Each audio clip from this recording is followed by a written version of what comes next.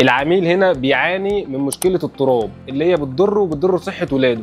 العميل هنا بيشتكي من الدوشه اللي بره البيت بتخش له جوه البيت، لا بيعرف يرتاح ولا بيعرف ينام، لا هو ولا اسرته. العميل هنا لو هو في مكانه فيه مطر فده بيخش بيته وبيأذيه. ايه الحل في الحاجات الثلاثه دول؟ الحل ان بيبان وشبابيك بيته يكون فيها حاجه تحل المشاكل دي. هنا بقى يجي دور قطاعات ايجي ماس اللي حلت لنا مشكله دخول التراب للبيت عن طريق ان هي عملت عازل اتربه كويس جدا بيضمن ان مفيش تراب نهائي بيخش بيتك، وعملت لنا كمان عزل ضوضاء قوي جدا بيضمن لك انك انت تعيش في هدوء جوه بيتك اول ما قفلت شباكك او بابك. الحاجه الثالثه عملت لنا تصريف ميه عالي جدا بيضمن ان مفيش ميه تخش بيتك حتى لو الدنيا غرقانه بره مطر. هل في مميزات تانية؟